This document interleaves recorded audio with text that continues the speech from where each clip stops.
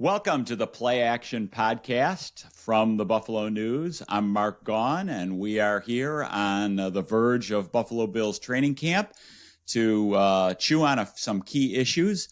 I am pleased to be here with Ryan O'Halloran, who is sitting in for Catherine Fitzgerald on a well-deserved vacation before things get rolling. We have plenty to discuss, and so let's get right into it. Our first topic is going to be what are the top concerns Bills fans should have heading into training camp. Ryan, why don't we alternate, and you go with your first draft pick here. Yeah, and good to join you, Mark. And before I start, this is my 20th camp overall. How about for you? Whoa, well, my first one was 1982. I did a story. My first story was on a receiver, Robert Holt. So I'd have to add that up, but it's it's up there. It's okay. up. It's more than 20. But I'll start. Giving me the floor. I'll start with the first concern is middle linebacker. There aren't a lot of starting jobs open on this team right now when they report to Rochester next week. But Tremaine Edmonds is off in Chicago. They sort of knew that was going to happen. I agree with that decision not to pay him that kind of money, but they didn't address it in the draft with a true middle backer. So is it A.J. Klein? Is it Bernard? Is it Dodson? I think how they're going to divvy up those snaps early in camp with the ones will give us a clue on who they're leaning to. I think ultimately, at least for week one, Sean McDermott's going to go with the comfort level of A.J. Klein. He's the only guy on the roster who has played for a Sean called defense, so that would be my one of my concerns. No doubt. I'm gonna say that I think the front runner for the job is Terrell Bernard, who they drafted in the third round last year, and I think they're going to give him every opportunity to win the job. So we'll see. My number one concern: do they have a true, reliable number two? Receiving threat. Who can really take the giant weight off Stephon Diggs? Obviously, they drafted Dalton Kincaid, but this sort of another way to phrase this concern is who wins the number one slot receiver job. Obviously, Dalton Kincaid is going to play in the slot. He's a big part of the equation. But when they go 11 personnel, who can Josh Allen truly rely on there? I think it's going to shake out I think Khalil Shakir is going to is the favorite for that position.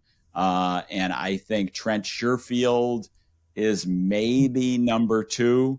Trent Sherfield signing from Miami, who caught 30 passes in the Miami offense. Of course, when Miami is rolling out Tyreek Hill and Jalen Waddle, Ryan, you might be able to catch, 3 passes anyway in that offense, but I mean that's that is guy.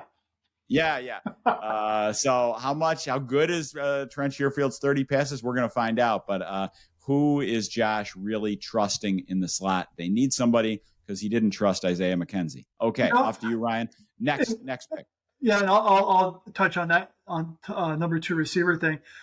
He shouldn't have had any trust in Isaiah McKenzie, and so he moved on to other guys.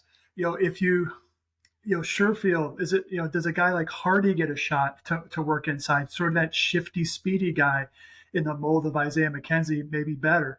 That goes into my second point is how are they going to integrate Dalton Kincaid? All we've heard the entire offseason is 12 is the new 11. Well, right. This is a matchup league. And if teams are going to play nickel or dime, do you try and run it that way?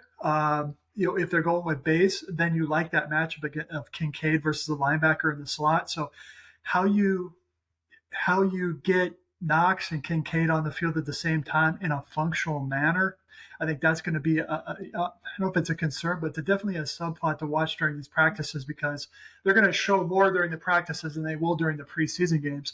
So we're going to get a clue on that. But if from the receiver standpoint, I think Sherfield would be your favorite. Just he has a little bit more of a track record. So that's my second one. How do you think that shakes out before we get to your next one about Kincaid and Knox?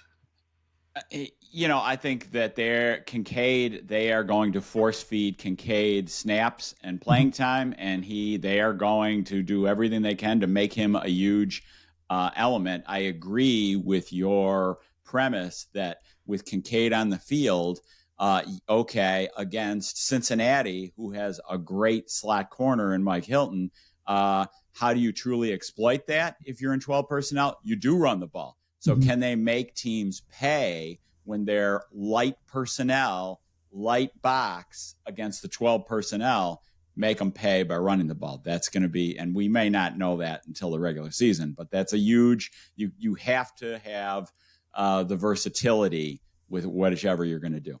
Okay, my number 2, I'll make it quick. Kaiir Elam, does he take the number 2 corner job by the lapels and win that job? How is the playing time going to get split there? Obviously, from a upside standpoint, Elam has the most upside, but will they trust him enough? Does he give them enough reason to trust him to win the job? Off to you for the last point. I'll say Dane Jackson starts the season opener. I think he just brings a little bit more of a toughness element. My third one is, and this is a concern, is Josh Allen going to be able to retrain his brain? He is the discretion going to win out over valor? We won't know until week 1, and that falls on Ken Dorsey's shoulder as well. They should not be running quarterback keepers. He should not be their short yardage back. And that's why they signed Damian Harris. Latavius Murray, if he's on the team, I think he could be trade bait at the end of camp. He's a physical runner. So I think that was an emphasis from the top down in this organization.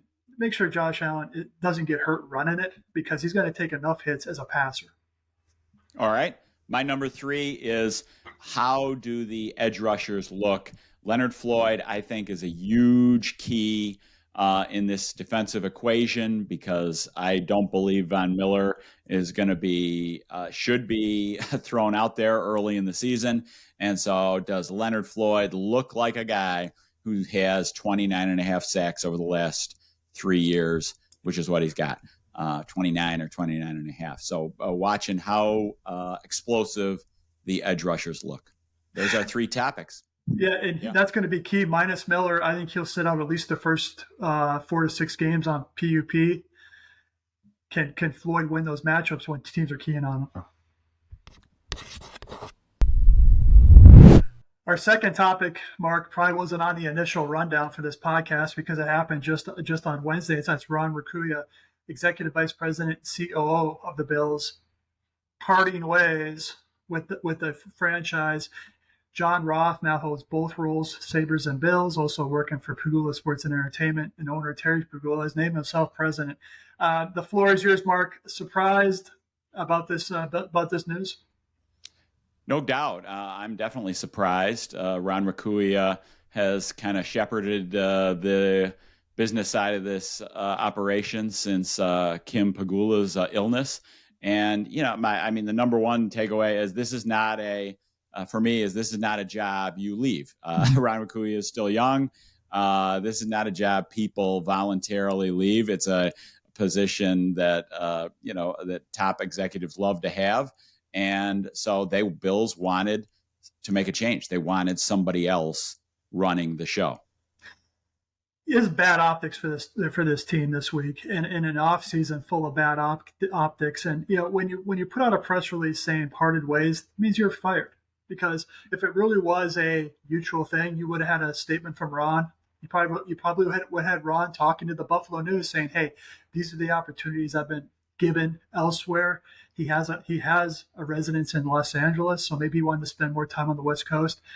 But he's Buffalo born, Buffalo educated.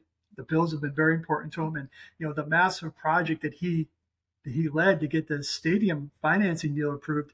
He's out of the organization. He's out of the building before the first steel is even put in the ground. So hopefully some stuff will be revealed as things settle down a little bit. Was there a contract dispute?